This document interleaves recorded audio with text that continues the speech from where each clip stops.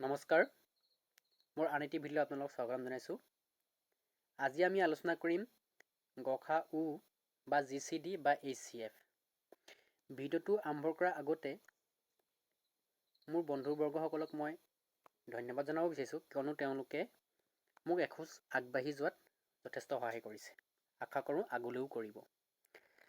গতিকে চাওঁ আহক, গৰিষ্ঠ সাধাৰণ উৎপাদক বা গ্ৰেটেষ্ট কমন ডিভিজৰ বা হায়েষ্ট কমন ফেক্টৰনো কি? আজি আমি আলোচনা কৰিম কেনেদৰে গসাগু বা জিচিডি বা HCF আপুনি মই ইয়াত 4টা মেথড ইয়াত উল্লেখ কৰি ৰাখিছোঁ। 4টা মেথডেৰে শিকিম কেনেদৰে আমি উলিয়াব পাৰোঁ। ইয়াৰ পৰা সাধাৰণতে আমাৰ কম্পিটিটিভ এক্সামত 2টাৰ পৰা 4টা পৰ্যন্ত প্ৰশ্ন দেখা পোৱা যায়। গখা উ হওক বা লখা গু হওক, তাৰে মিনিমাম 4টা কুৱেশ্যন দেখা পোৱা যায়। গতিকে আমি আজি শিকিম 4টা পদ্ধতি শিকিম, যে 4টা পদ্ধতিৰ দ্বাৰা আমি জানিব চেষ্টা কৰিম যে গখা উ মানে কিনো, বা আমি কেনেদৰে তাক পৰীক্ষাত অতি সহজতে কম সময়ত যাতে আমি চল্ভ কৰি উলিয়াব পাৰোঁ। গতিকে আহক আমি আলোচনা কৰোঁ। ইয়াত গখা উ বা জিচিডি বা HCF মানেনো কি, আমি তাৰ নামটোৰ পৰা জানিব বিচাৰিম। যে আপোনাৰ কম্পিটিটিভ এক্সামত প্ৰশ্ন এটা আহিলে যে গখা উ উলিওৱা, তাৰ মানেনো আচলতে কি উলিয়াব লাগে, আমি তাৰ নামৰ দ্বাৰা বুজিব চেষ্টা কৰিম। আপুনি চাব HCFৰ ফুল ফৰ্মটো কি দি আছে, হায়েষ্ট কমন ফেক্টৰ। জিচিডি কি দি আছে, গ্ৰেটেষ্ট কমন ডিভিজৰ। আৰু গখা উৰ ফুল ফৰ্মটো কি দি আছে, গৰিষ্ঠ সাধাৰণ উৎপাদক দিয়া আছে। আমি নামটোৰ পৰা বুজিব চেষ্টা কৰিম আচলতে যে গ্ৰেটেষ্ট কমন ডিভিজৰ মানে কিনো, বা জিচিডি মানে কি, বা গখা উ মানে কিনো, HCF মানে কিনো, কি আচলতে কি উলিয়াব লাগে, নামটোৰ দ্বাৰা বুজিব চেষ্টা কৰিম। চাব আপোনালোকে, মই আশা কৰোঁ আপোনালোকে ধুনীয়াকৈ বুজিব পাৰিব। চাব আপুনি ইয়াত আমি প্ৰথম ফেক্টৰ, ডিভিজৰ বা উৎপাদক আমি প্ৰথম সেইটো জানি ল'ব লাগিব। যে মই এটা কনচিডাৰ কৰি লৈছোঁ, এই এটা সংখ্যা আছে, এই সংখ্যাটো বি সংখ্যাটোৰ বাবে কি হ'ব, উৎপাদক হ'ব বা ডিভিজৰ হ'ব বা ফেক্টৰ হ'ব। কেতিয়া হ'ব, যদি এ বি সম্পূৰ্ণভাৱে বিভাজ্য যায়। এটা উদাহৰণ হিচাপে লওক, মই মানি দিলোঁ 12 আছে, 12টোৰ বাবে কি হ'ব, 3টো এটা কি হ'ব কৈছোঁ মই, ফেক্টৰ হ'ব বা ডিভিজৰ হ'ব বা উৎপাদক হ'ব। কিয়নো 3য়ে 12ক সম্পূৰ্ণভাৱে বিভাজ্য যাব। গতিকে 3টো ফেক্টৰ হ'ব, ডিভিজৰ হ'ব বা উৎপাদক হ'ব। নিশ্চয় বুজিব পাৰিছে। তাৰপিছত আপোনাৰ আহক কমন ফেক্টৰ বা কমন ডিভিজৰলৈ। তাৰমানে কি, মই আন এটা এতিয়া কমনৰ কথা যেতিয়া বা সাধাৰণৰ কথা ক'ব বিচাৰিছোঁ, সাধাৰণ উৎপাদক বা সাধাৰণ বা কমন ডিভিজৰ বা কমন ফেক্টৰৰ কথা যদি আলোচনা কৰোঁ, দুটাতকৈ বেছি সংখ্যা ল'ব লাগিব। দুটাতকৈ বেছি সংখ্যা মানে মই 15টো লৈ লৈছোঁ। বুজিব পাৰিব। চাওক আপুনি এতিয়া যদি আপুনি লক্ষ্য কৰে, 3টোৱে 15কো কি হয়, সম্পূৰ্ণভাৱে বিভাজ্য যায়। নিশ্চয় যায়। গতিকে 3টো কি হ'ব, 12 আৰু 15ৰ কি হ'ব, কমন ফেক্টৰ বা কমন ডিভিজৰ বা সাধাৰণ উৎপাদক। আমি 12 আৰু 15 লৈছোঁ। আপুনি যদি বিচাৰে ইয়াতকৈ আৰু সংখ্যা ল'ব পাৰে, মই 20 লৈ ল'লোঁ। 20 লৈছোঁ যে 3ও 21ক বিভাজ্য যায়, তে 3 × 7 = 21। গতিকে 12, 15, 21ৰ এটা সাধাৰণ উৎপাদক কি হৈছে, 3। এইটোকে কয় যে 3টো হ'ব কমন ফেক্টৰ বা কমন ডিভিজৰ বা সাধাৰণ উৎপাদক কাৰ, 12, 15 আৰু 21। নিশ্চয় এইকণলৈকে বুজিব পাৰিছে। তাৰপৰা কৈছে কি আচলতে highest common factor, greatest common divisor বা গৰিষ্ঠ সাধাৰণ উৎপাদক। তাৰ মানে কি, যে 12, 15 আৰু 21ৰ এনেকুৱা এটা সাধাৰণ উৎপাদক উলিয়াওক আপুনি, এনেকুৱা এটা মানি লৈছোঁ মই, এটা এনেকুৱা এটা সাধাৰণ উৎপাদক 12 আৰু 15 আৰু 21ৰ পাব, যিটো নেকি গৰিষ্ঠটো হ'ব। ইয়াত আমি 3টো পাইছোঁ নহয় জানো, 3টো গৰিষ্ঠ নহ'ব পাৰে। যে আন এটা এনেকুৱা সংখ্যা আপোনাৰ ইয়াত আছে, মই মানি লৈছোঁ এই সংখ্যাটোৱে 12ৰো ফেক্টৰ হয়, 15ৰো হয়, 21ৰো হয়, আৰু এইটো সকলোকে গৰিষ্ঠ মানে সকলোকে ডাঙৰটো ফেক্টৰ বা ডাঙৰটো ডিভিজৰ বা ডাঙৰটো উৎপাদক। এইটো উলিয়াব লাগে মানে আমি, যে এনেকুৱা কোনটো ডাঙৰ বা গ্ৰেটেষ্ট ডিভিজৰ বা ফেক্টৰ, যিটো নেকি 12ৰো হয়, 15ৰো হয়, 21ৰো হয়, কি হয়, উৎপাদক হয় বা ডিভিজৰ হয় বা ফেক্টৰ হয় বা কমন হয়, মানে কমন। ঠিক আছে। আশা কৰোঁ আপোনালোকে যে গসাগু মানে কি উলিয়াব লাগে নিশ্চয় আপোনালোকে বুজিব পাৰিছে। ঠিক আছে। গতিকে যদি আপোনালোকে এতিয়াও অকণমান অসুবিধা আছে, তেতিয়া আপোনালোকে নিশ্চয়, মই আশা কৰোঁ নিশ্চয় বুজিব পাৰিব পৰম্পৰাগত পদ্ধতিত, যে আচলতে গসাগু বা গসা উ মানে কি উলিয়াব লাগে, বা জিচিডি মানে কি উলিয়াব লাগে, বা HCF মানে কি উলিয়াব লাগে। আমি 1 by 1 ইয়াত পদ্ধতিকেইটা আলোচনা কৰিম। ইয়াত 4টা পদ্ধতি আমি আলোচনা কৰিম। আশা কৰোঁ আপোনালোকে ভিডিঅ'টো চাই ভাল পাব। গতিকে চাওঁ আহক আমি প্ৰথম ট্ৰেডিশ্যনেল মেথড বা পৰম্পৰাগত পদ্ধতি। এতিয়া ট্ৰেডিশ্যনেল মেথড বা পৰম্পৰাগত পদ্ধতিটো আমি অতি সহজে বুজি পাবলৈ মই ইয়াত দুটা এক্সাম্পল ৰাখিছোঁ, A আৰু B। আশা কৰোঁ আপোনালোকে অতি সহজতে বুজি পাব যে গ খা উ উলিয়াবলৈ দিয়া মানে আপোনাক আচলতে কি উলিয়াব দিছে। এতিয়া আপুনি নামটোৰ পৰা চাব পাৰে যে গ খা উ মানে গৰিষ্ঠ সাধাৰণ উৎপাদক। তাৰমানে আমি কিহৰ কথা আলোচনা কৰিব লাগিব? উৎপাদকৰ কথা আলোচনা কৰিব লাগিব। আমি যেতিয়া LCM বা লসা গু কথা আলোচনা কৰিছিলোঁ, তেতিয়া গুণিতক বা মাল্টিপলছৰ কথা আলোচনা কৰিছিলোঁ। ইয়াত আমি আকৌ উৎপাদকৰ কথা আলোচনা কৰিম। ঠিক আছে, এতিয়া চাব আমি মানে যেতিয়া উৎপাদকৰ কথা আলোচনা কৰিব লাগিব, নহয় জানো? যে ইয়াত আছে প্ৰথম উদাহৰণটো আছে 27, 18, 36 আছে। আমি কি কৰিম? ইহঁতৰ উৎপাদককেইটা উলিয়াই ল'ম। চাম সেই উৎপাদককেইটা উলিয়াৰ পিছত চাম যে এনেকুৱা কোনটো উৎপাদক তিনিওটাৰে উৎপাদক হয়। এনেকুৱা কোনটো এটা উৎপাদক যে তিনিটাৰে উৎপাদক হ'ব আৰু ই চবতছে গৰিষ্ঠ হয়, সেইটো হ'ব মই উলিয়াবলগীয়া গ খা উ হ'ব। চাওক আপুনি এক্সাম্পলটো চাওক। আশা কৰোঁ আপোনালোকে নিশ্চয় ধুনীয়াকৈ বুজি পাব। চাব মই কি কৰিম? প্ৰথম তিনিটা সংখ্যাৰ উৎপাদককেইটা উলিয়াই লওঁ। আজি দিছোঁ 27ৰ যদি উৎপাদককেইটা লিখিব যাওঁ, আমি 1 2 সকলোৰে উৎপাদক হয়, গতিকে 1 2 মই লিখাটো প্ৰয়োজন বুলি নাভাবোঁ। আপুনি যদি চাই যে আমি সৰুৰ পৰা যাম, 1 2 আমি বাদ দিছোঁ, তাৰপিছত 2 to 27ৰ ঘৰত নাযায়, 3 যাব, গতিকে 3 to 3 9 27, 3 to 27ৰ উৎপাদক হয়।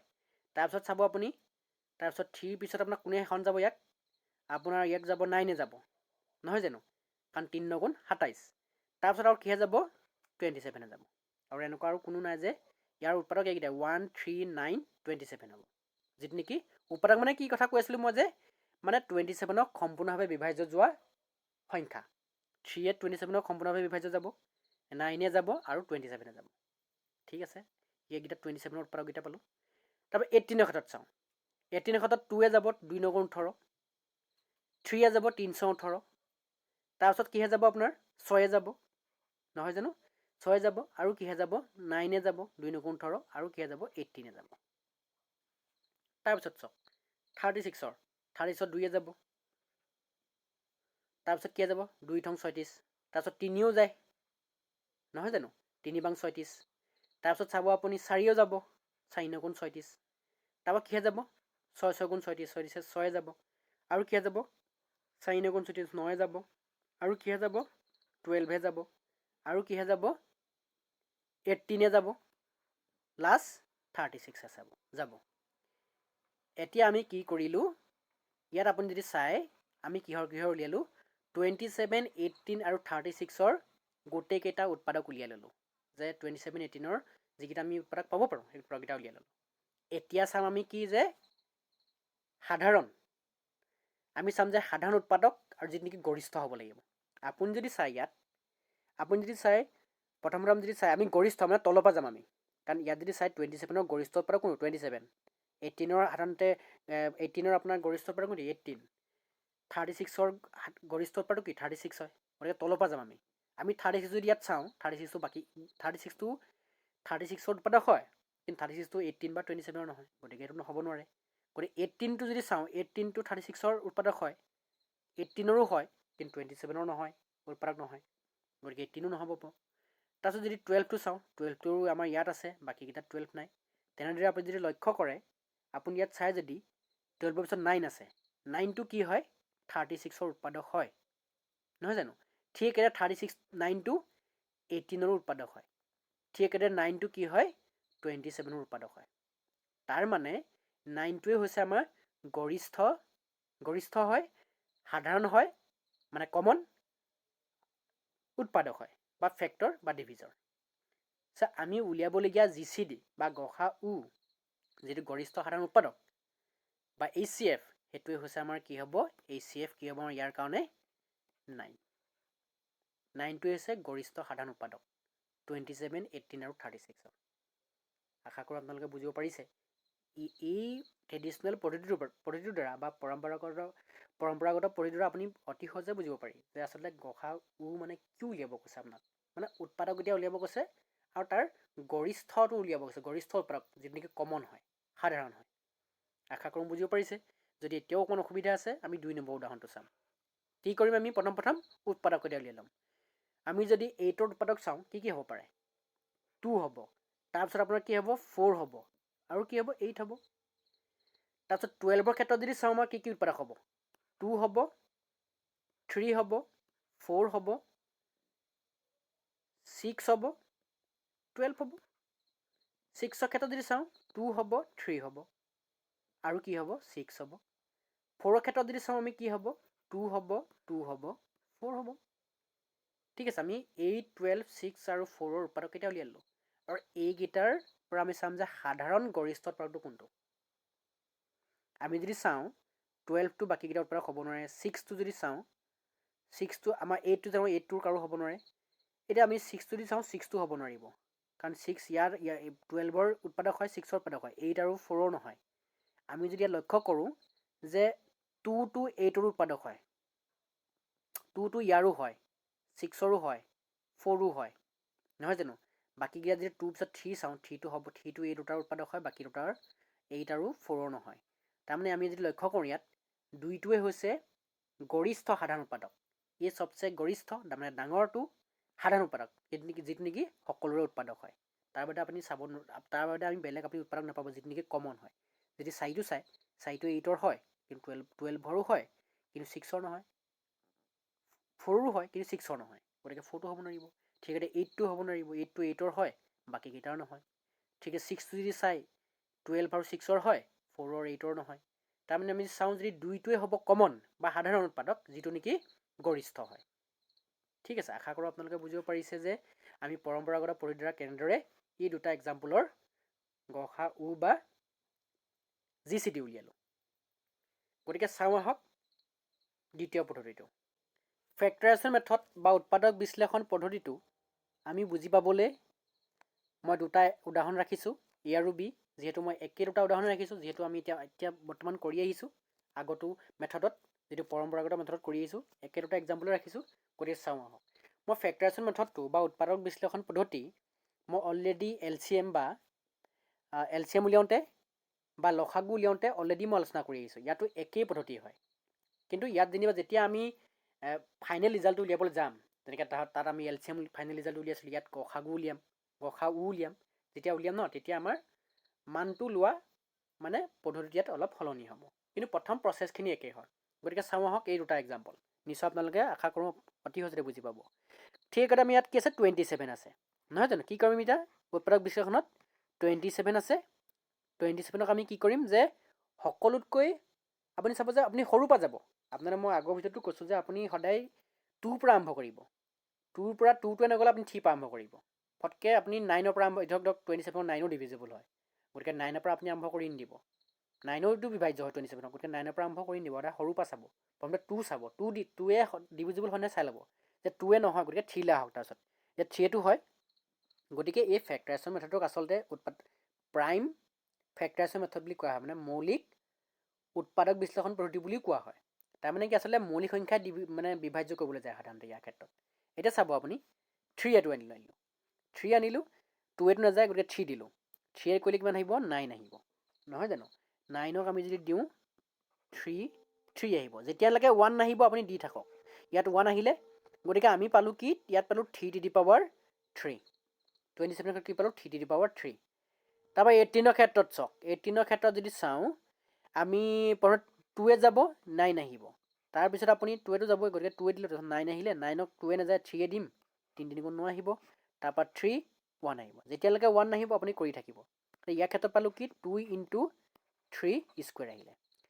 তাৰপিছত আপুনি 36ৰ ক্ষেত্ৰত চাওক 36ৰ ক্ষেত্ৰত কি হ'ব 2ৱে যাব 18 আহিব। 18ক 2ৱে যাব 9 আহিব। 9ক আপুনি 3য়ে দিয়ক 3 আহিব আৰু 3য়ে দিয়ক 1 আহিব। যেতিয়ালৈকে 1 নাহিব আপুনি দি থাকক। এতিয়া কি হ'ব ইয়াত 2 স্কুৱেৰ হ'ব আৰু ইয়াত কি হ'ব 3 স্কুৱেৰ হ'ব। গতিকে এতিয়া চাব আমি যেতিয়া LCM উলিয়াইছিলোঁ বা লসাগু উলিয়াইছিলোঁ আমি চাইছিলোঁ কি যে ইয়াত ধৰক প্ৰথমতে সৰু সংখ্যাটো চাইছিলোঁ। সৰু সংখ্যা ইয়াত 2 আছে 2ৰ সৰ্বোচ্চ ঘাতটো চাইছিলোঁ LCM উলিয়াওঁতে। এতিয়া LCM যদি ইয়াৰ লিখোঁ ন প্ৰথমতে 2 স্কুৱেৰ লিখিলোঁ কাৰণ 2ৰ সৰ্বোচ্চ ঘাতটো 2 আছে। তাৰপিছত 3টো ল'লোঁতেন 3ৰ সৰ্বোচ্চ ঘাতটো 3 কিউব আছিলে এতিয়া 3 কিউবটো ল'লোঁতেন। কিন্তু GCD ক্ষেত্ৰত বা গসা উৰ ক্ষেত্ৰত কি হয় আপুনি কি চাব প্ৰথম কমন উৎপাদকটো চাব।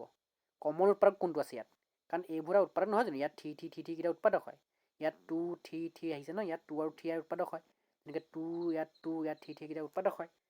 গতিকে আমি কি চাম প্ৰথম যে যিটো কমন উৎপাদক কোনটো চাম সেইটো চাম।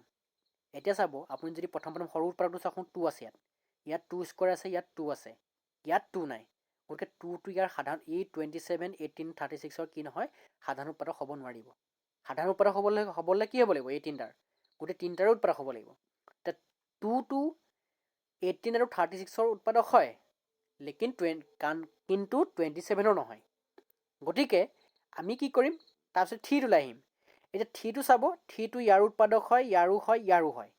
এতিয়া যেতিয়া আমি LCM কৰিছিলোঁ সৰ্বোচ্চ ঘাতটো লৈছিলোঁ নহয় জানো, আমি 3টো উৎপাদক সাধাৰণ উৎপাদক হয়, আমি 3টো লিখি ল'লোঁ। এতিয়া চাম যে আমি যেতিয়া LCM উলিয়াইছিলোঁ 3ৰ সৰ্বোচ্চ ঘাতটো ল'লোহেঁতেন, কিন্তু সৰ্বোচ্চ ঘাতটো নহয়, একেবাৰে নিম্ন ঘাতটো ল'ম আমি। গতিকে নিম্ন ঘাতটো কি হ'ব, ইয়াত 3 স্কোৱাৰ আছে, ইয়াত 3 স্কোৱাৰ আছে, 3 / 3 আছে, মানে নিম্ন ঘাতটো কি হ'ব, ইয়াত 2 হ'ব, মানে পাৱাৰটো 3 স্কোৱাৰ, তাৰমানে 9। এতিয়া আমি উলিয়াবলগীয়া যিটো আমি 27 18 আৰু 36 আছিলে, ইয়াৰ GCDটো বা গসাউ কি হ'ব, 9 হ'ব। আশা কৰোঁ আপোনালোকে বুজিব পাৰিছে। যদি এতিয়াও আপোনালোকৰ অকণমান অসুবিধা আছে, নেক্সট এক্সাম্পলটো চাওক আপুনি। নেক্সট এক্সাম্পল কি দিছে, 8 12 6 4 আছে, ইয়াৰ উলিয়াব লাগে। আমি কি কৰিম, 8ৰ ফেক্টৰাইজেশ্যন কৰিম, মানে উৎপাদক বিশ্লেষণ কৰিম। 4 আহিব, আমি 2 দিলে 2 আহিব, আৰু 2 দিলোঁ 1 আহিব। তাৰমানে আমি কি পালোঁ, 2 টু দি পাৱাৰ কিউব পালোঁ, নহয় জানো, 2 টু দি পাৱাৰ কিউব। 12ৰ চাওক, 12ক আমি 12ক যদি উলিয়াওঁ, 12ক যদি আপুনি উলিয়াই, 12ক দিলে 6 আহিব, 12ক 6 আহিব, 6ক দিলে 3 আহিব, 3ক দিলে 1 আহিব। গতিকে আমি ইয়াত যদি চাওঁ কি পালোঁ, 2 স্কোৱাৰ পালোঁ ইনটু 3 পালোঁ। তাৰপৰা 6ৰ ক্ষেত্ৰত চাওক, 2 দিলোঁ 3 আহিলে, 3 দিলে এবাৰ আহিব। গতিকে আমি কি পালোঁ ইয়াৰ ক্ষেত্ৰত, 2 ইনটু 3 পালোঁ। এতিয়া 4ৰ ক্ষেত্ৰত চাওক, 4ৰ ক্ষেত্ৰত 2 দিলোঁ 2 আহিব, 2 দিলে 1 আহিব, নহয় জানো। এতিয়া চাব, তাৰপিছত কি হ'ব, এতিয়া যদি আপুনি লক্ষ্য কৰে, আপুনি যদি চাই ইয়াত যে আমি কি চাম, প্ৰথম 2টো চাম, কাৰণ 2টোৱে সাধাৰণ চবচে সৰু উৎপাদক হিচাপে আছে ইয়াত। গতিকে আমি চালোঁ ইয়াৰ ক্ষেত্ৰত কি হ'ব, 2 স্কোৱাৰ হ'ব, 2 স্কোৱাৰ, নহয় জানো। এতিয়া 2টো ইয়াৰো উৎপাদক হয়, মানে 8ৰ উৎপাদক হয়, 12ৰ উৎপাদক হয়, 6ৰ উৎপাদক হয়, 4ৰো হয়। গতিকে আমি 2টো লিখি লওঁ, 2টো আমি লিখি ল'লোঁ। এতিয়া 2ৰ একেবাৰে কম ঘাতটো চাম। ইয়াত 2 টু দি পাৱাৰ কিউব আছে, ইয়াত 2 স্কোৱাৰ আছে, ইয়াত 2 আছে অনলি, ইয়াত 2 টু দি পাৱাৰ 2 আছে। একেবাৰে কম ঘাতটো কি, 2 টু দি পাৱাৰ 1। গতিকে 2টো লিখিলোঁ, 1 লিখিলোঁ, ঠিক আছে। তাৰপৰা 3টো চাওক, আৰু উৎপাদক কি আছে, 3 আছে। গতিকে ইয়াত যদি চাওঁ, ইয়াত 3টো নাই। এতিয়া 3টো সাধাৰণ উৎপাদক হ'বই নোৱাৰে ইয়াত, কাৰণ ইয়াত 3, কাৰণ 8ৰ বাবে 3টো উৎপাদক নহয়, 4ৰ কাৰণেও 3টো উৎপাদক নহয়, মানে গতিকে কিবা 3টো কমৰ উৎপাদক হ'ব নোৱাৰিব। গতিকে উলিয়াবলগীয়া এই প্ৰশ্নটোৰ আমাৰ কি হ'ব, GCD বা গসাউ কি হ'ব, 2 হ'ব। আশা কৰোঁ বুজিব পাৰিছে যে উৎপাদক বিশ্লেষণ পদ্ধতিৰে আপুনি কেনেদৰে গসাউ উলিয়াব। গতিকে চাওঁ আহক আমি নেক্সট পদ্ধতিটো, যিটো ডিভিজন পদ্ধতি। এইটো খুবেই ইম্পৰ্টেণ্ট। ডিভিজন পদ্ধতিৰ পিছত আমি আলোচনা কৰিম শ্বৰ্টকাট মেথড। ডিভিজন মেথড বা হৰণ পদ্ধতিৰ দ্বাৰা আপুনি কেনেদৰে গসাউ উলিয়াব বা GCD বা HCF উলিয়াব, পদ্ধতিটো বুজি পাবলৈ মই ইয়াত 3টা উদাহৰণ ৰাখিছোঁ। গতিকে চাওঁ আহক আমি উদাহৰণকেইটা। এইটো হৈছে খুবেই ইম্পৰ্টেণ্ট, কাৰণ আগৰ যদি আপুনি মেথডকেইটা চাই, আমি পৰম্পৰাগত পদ্ধতি আলোচনা কৰিলোঁ, তাৰপিছত আমি উৎপাদক বিশ্লেষণ পদ্ধতি আলোচনা কৰিলোঁ। এইকেইটা কম্পিটিটিভ এক্সামত আপুনি ব্যৱহাৰ কৰিব নোৱাৰিব। সাধাৰণভাৱে ব্যৱহাৰ কৰিব পাৰিব, কিন্তু কম্পিটিটিভ এক্সামত ব্যৱহাৰ যদি কৰিব যায়, আপোনাৰ খুবেই বহুত সময় লাগিব। গতিকে ডিভিজন মেথড আৰু শ্বৰ্টকাট মেথডৰ দ্বাৰা আপুনি কম্পিটিটিভ এক্সামত উত্তৰ উলিয়াব লাগিব, কাৰণ তেতিয়া আমি খুব কম সময়ৰ ভিতৰত আপুনি শুদ্ধ উত্তৰটো উলিয়াব পাৰিব। সময় কম লাগিব, যিহেতু কম্পিটিটিভ এক্সাম আমি সময় বচাব পাৰিব লাগিব, নহয় জানো, কম সময়ত বেছি প্ৰশ্ন কৰিব পাৰিব লাগিব। গতিকে আমি কম্পিটিটিভ এক্সামত ডিভিজন মেথড আৰু শ্বৰ্টকাট মেথডটো আলোচনা ব্যৱহাৰ কৰিম। গতিকে চাওঁ আহক ডিভিজন মেথডৰ দ্বাৰা আপুনি কেনেদৰে গসাউ উলিয়াব। এতিয়া চাব, প্ৰথম উদাহৰণটো আছে 70 আৰু 90। 70 আৰু 90 কি উলিয়াব লাগে, গসাউ উলিয়াব লাগে। আপুনি যদি চাই ইয়াত ডিভিজন মেথড কি কৰিব লাগে, যে ইয়াত প্ৰথম আপুনি কি চাব, যে ইয়াত কোনটো ডাঙৰ সংখ্যাটো চাব। আপুনি প্ৰথম আপুনি যদি দেখা পায়, ইয়াত যদি লক্ষ্য কৰে, আমাৰ ডাঙৰ সংখ্যাটো কোনটো, 90 আছে। প্ৰথমে 90টো লিখি ল'ব আপুনি। তাৰপৰা সৰু সংখ্যাটোৱে কি কৰিব আপুনি সৰু সংখ্যাটোৱে 90 হৰণ কৰি দিব মানে সৰু সংখ্যাটোৱে ডাঙৰ সংখ্যাটোক প্ৰথম হৰণ কৰিব লাগিব ঠিক আছে সেইটো পদ্ধতিৰ নিয়ম এতিয়া যদি হৰণ কৰে আপুনি কেইবাৰ দিব এবাৰ দিব আহিব কিমান 70 নহয় জানো থাকিব 20 আপুনি কিহে কৰিলে আপুনি সৰু সংখ্যাটোৱে ডাঙৰ সংখ্যাটোক হৰণ কৰিব লাগিব যেইবাৰ যাব সিমানবাৰ দিলে আপুনি এবাৰ যাব আমাৰ 70 পালো গতিকে 20 বাকী থাকিলে এতিয়া যিটো সংখ্যাই হৰণ কৰিছে ডাঙৰ সংখ্যাটোক আমাৰ ৰিমাইণ্ডাৰ বা ভাগশেষ কি আহিলে 20 আহিলে নহয় জানো 20 আহিলে এতিয়া তাৰপিছত ষ্টেপটো কি কৰিব আপুনি যিটো সংখ্যাই হৰণ কৰিছিলে আপুনি আমি কিহে হৰণ কৰিছিলোঁ ইয়াত 70 হৰণ কৰিছিলোঁ কি কৰিব সেই 70টো কি কৰিব লাগিব আমি 20 যিটো ভাগশেষ আছিলে ভাগশেষে আকৌ হৰণ কৰিব লাগিব কি কৰিম আমি এতিয়া কেইবাৰ দিম 3 বাৰ দিম 60 আহিব 10 আহিলে 10 আহিব ভাগশেষ ঠিক আছে এতিয়া ইয়াৰ আগৰ ষ্টেপটোত কি আছিলে আমি কিহে হৰণ কৰিছিলোঁ 20ৰে হৰণ কৰিছিলোঁ গতিকে আপুনি ইয়াত কি লিখক 20টো লিখি লওক 20টো কিহে হৰণ কৰিব লাগিব এতিয়া 10 2 টাইমছ দিলোঁ 20 আহিলে এতিয়া আমাৰ ভাগশেষ কি আহিলে 0 আহিলে যেতিয়ালৈকে 0 নাহিব তেতিয়ালৈকে আপুনি কৰি থাকক এই প্ৰচেছটো আপুনি কৰি থাকক যেতিয়া 0 আহিব যেতিয়া ভাগশেষ 0 আহিলে 0য়ে কোনটো সংখ্যা হৰণ কৰোঁতে আপোনাৰ 0 আহিছিলে আপুনি সেইটো চাওক আমি ইয়াত দেখা পালোঁ যে আমি কোনটো সংখ্যাই হৰণ কৰোঁতে ভাগশেষ 0 পাইছোঁ 10 গতিকে 70 আৰু 90ৰ সাধাৰণ যিটো উৎপাদক বা গৰিষ্ঠ সাধাৰণ উৎপাদক সেইটো হ'ব ইয়াৰ বাবে 10 মানে HCF ইয়াত কি হ'ব 10 হ'ব 70 আৰু 90ৰ HCF কি হ'ব 10 হ'ব আশা কৰোঁ বুজিব পাৰিছে যদি এতিয়াও আপোনাৰ অসুবিধা আছে তেতিয়া আকৌ চাওক বি নম্বৰটো চাওক আপুনি প্ৰথম চাব ডাঙৰ সংখ্যাটো ইয়াত দুটা সংখ্যা আছে আমি তিনিটাৰ বাবে আলোচনা কৰিম তিনিটাৰ কাৰণে অকণমান সলনি হ'বই চাওক ইয়াত ডাঙৰ সংখ্যাটো কোনটো আছে 70 প্ৰথমতে আপুনি 70টো লিখি লওক তাৰপিছত সৰু সংখ্যাতে আপুনি হৰণ কৰক হৰণ কৰিলে কি পাব আপুনি কেইবাৰ দিব আপুনি 42ৱে যদি আপুনি 70 হৰণ কৰে কেইবাৰ দিব এবাৰ দিলে ইয়াত 42 আহিব আপুনি পাব কি ইয়াত যদি বিগ কৰে আপুনি কি পাব 28 পাব 28 আহিলে এতিয়া কি কৰিব প্ৰথম কোনটো সংখ্যা হৰণ কৰিছিলে সেইটো সংখ্যা ইয়াত লিখি লওক কোনটো সংখ্যা হৰণ কৰিছিলে 42 ইয়াত 42 লিখি লওক 42ক 28ৰে হৰণ কৰিব লাগিব যিটো ভাগশেষ আহিছে ন ভাগশেষটোৱে ওপৰত যিটো সংখ্যা হৰণ কৰিছিলে সেই সংখ্যাটোক লিখি ল'ব লাগিব সেইটো হৰণ কৰিব লাগিব আপুনি এতিয়া কেইবাৰ দিব ইয়াতো এবাৰেই দিব যে 28 আহিলে আপোনাৰ কিমান হ'ব ইয়াত হ'বগৈ আপোনাৰ 14 হ'ব এই যিটো ৰিমাইণ্ডাৰ বা ভাগশেষ থাকিলে সেই ভাগশেষটোৰ ওপৰত যিটোৱে হৰণ কৰিছিলে সেই সংখ্যাটোক হৰণ কৰিব লাগিব 28 ঠিক আছে 28ক যদি আমি হৰণ কৰি কিমান দুবাৰ দিম গতিকে 2×28 আহিলে আমাৰ ৰিমাইণ্ডাৰ কি আহিলে বা ভাগশেষ কি আহিলে 0 আহিলে যেতিয়ালৈকে 0 নাহিব তেতিয়ালৈকে আপুনি কৰি থাকিব লাগিব এতিয়া 0য়ে কোনটো সংখ্যা হৰণ কৰোঁতে আমি ভাগশেষ 0 পাইছিলোঁ লাষ্ট আমি কোনটো সংখ্যা হৰণ কৰোঁতে 0 ভাগশেষ পাইছিলোঁ 14 গতিকে 14টোৱে হ'ব আমি উলিয়াবলগীয়া GCD বা গসাউ বা HCF 14 আশা কৰোঁ আপোনালোক ক্লিয়াৰ হৈছে এইবাৰ আপুনি 3 নম্বৰ উদাহৰণটো চাওক 3 নম্বৰ উদাহৰণটো কি আছে 3টা সংখ্যা আছে ইয়াত গতিকে ইয়াৰ কাৰণে প্ৰচেছটো অকণ বেলেগ হ'ব নিশ্চয় প্ৰথম কি কৰিব আপুনি যিকোনো দুটা সংখ্যা লৈ ল'ব আপুনি যিকোনো এটা সংখ্যা যে ল'ব ক'ব আপুনি মোৰ হিচাপত আপুনি প্ৰথমতে যি দুটা সৰু সেই দুটা লৈ ল'ব ইয়াত 18টো আৰু 27টো প্ৰথমতে সৰু গতিকে 18ে প্ৰথমে আমি কি কওক 27ক হৰণ কৰক আপুনি 27ক হৰণ কৰক 18ে 27ক হৰণ কৰিব কিমান দিব আপুনি এবাৰেই দিব লাগিব গতিকে আমি এবাৰেই দিম এবাৰ দিলোঁ 18 আহিলে বাকী থাকিব কিমান বাকী থাকিব আপোনাৰ 9 থাকিব নহয় জানো 9 থাকিব এতিয়া 9 যদি থাকে আপুনি ওপৰ 18টো ওপৰ যিটো সংখ্যা হৰণ কৰিলে লিখি ল'ব লাগিব নহয় জানো 18টো লিখি ল'ব আপুনি কিমান বাৰ দিব ইয়াত 2 টাইমছ দিব 2 × 18 কি আহিলে ভাগশেষ 0 আহিলে তাৰমানে কি 18 আৰু 27ৰ যিটো HCF যদি উলিয়াব দিলেহেঁতেন বা GCD বা গসাউ উলিয়াব দিলেহেঁতেন তেতিয়া কি হ'লহেঁতেন আমাৰ 9 হ'লহেঁতেন এতিয়া ইহঁতৰ যিটো সাধাৰণ উৎপাদক ন মানে গৰিষ্ঠ সাধাৰণ উৎপাদক ন সেইটো 9 আহিলে কিন্তু আমাৰ 36ৰ লগত আছে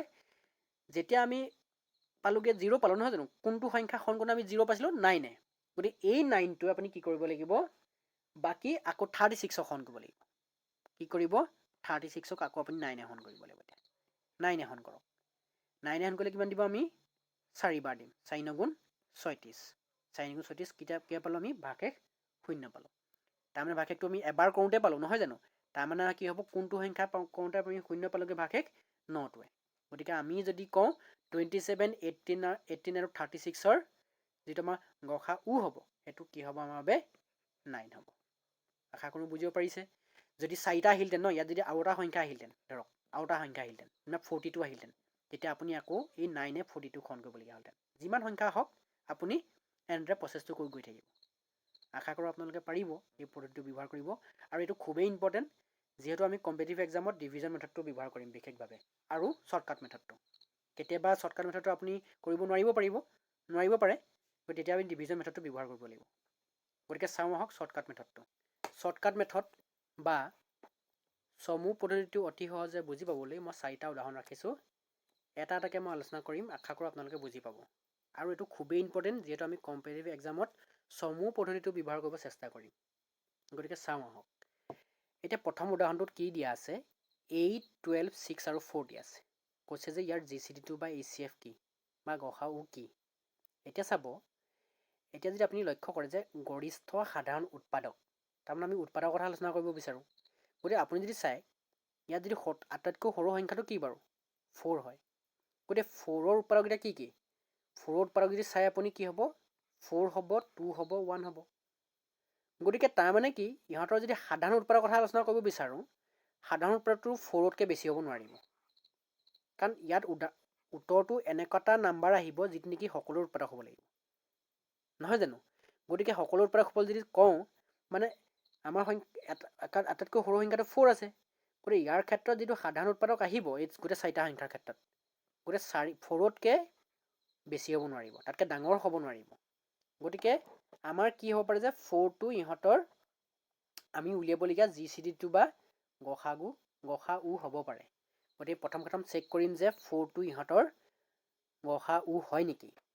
কেনেকৈ চেক কৰিম যে 4এ গোটেই সংখ্যাকেইটাক ডিভিজিবল হয় নহয়। 4এ 4ক ডিভিজিবল হয়, 4এ 6ক নহয়, 12ক হয়, 8ক হয়, কিন্তু 6ক নহয়।